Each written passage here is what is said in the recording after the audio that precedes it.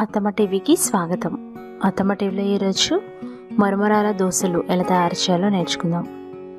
ఎంతో రుచికరమైన పురాతనమైన ఆంధ్ర ట్రెడిషనల్ వంటకం ఇవి.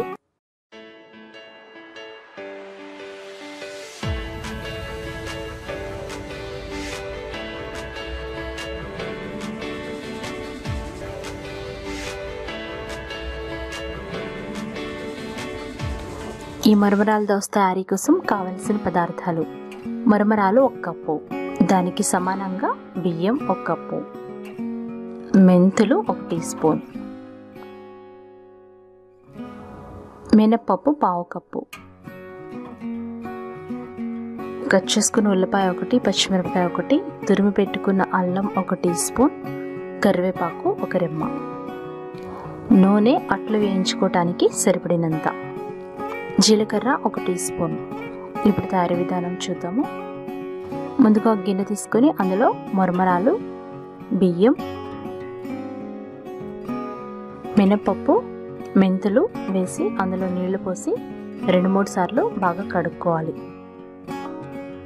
అంటే ఏదైనా వడపోత లాంటిది తీసుకొని అందులో కడిగి ఆ తర్వాత మళ్ళీ గిన్నెలో పోసుకొని నీళ్లు పోసుకొని 3 నుండి 5 గంటలు నానబెట్టుకోవాలి. నానిన తర్వాత కొంచెం కొంచెంగా పిండిని మిక్సీ జార్లో వేసుకొని మెత్తగా గ్రైండ్ చేసుకోవాలి. గ్రైండ్ చేసేటప్పుడే కొద్దిగా ఉప్పు వేసుకొని గ్రైండ్ చేసుకోండి. దోసల పిండి మాదిరిగా కొద్దిగా నీళ్లు పోసుకొని మెత్తగా గ్రైండ్ చేసి ఒక గిన్నెలో తీసుకోవాలి.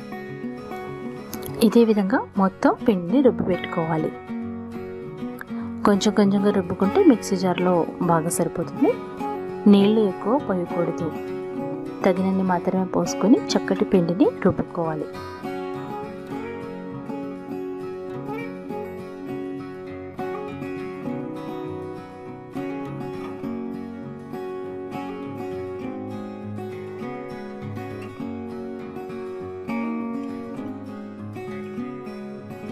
ఈ విధంగా రుబ్బి పెట్టుకుని అందులో కొద్దిగా ఉప్పు వేసుకొని మూత పెట్టి రాత్రంతా ఫర్మెంట్ చేసుకోవాలి, లేదా 5-6 గంటలు ఫర్మెంట్ చేసుకోవాలి.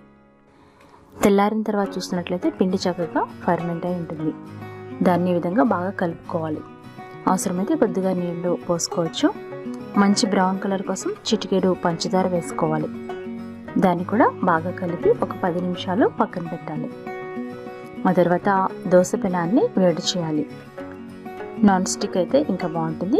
దోశ పెనం బాగా వేడిన తర్వాత పిండిని తీసుకొని ఈ విధంగా వెడల్పుగా దోశలాగా స్ప్రెడ్ చేసుకోవాలి. ఇలా వెడల్పుగా స్ప్రెడ్ చేసిన దోశ మీద జీలకర్ర, తురిమి పెట్టుకున్న అల్లం ముక్కలు,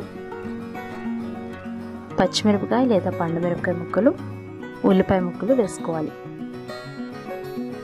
దోశని మరీ పల్చగా స్ప్రెడ్ చేయకూడదు. దాని మీద కరివేపాకు కూడా వేసి దోశని కాల్చుకోవాలి. పైన కొద్దిగా నూనె చల్లుకొని దోశని కాల్చాలి. పంచదార వేసాం కాబట్టి చక్కటి బ్రౌన్ కలర్ వస్తుంది.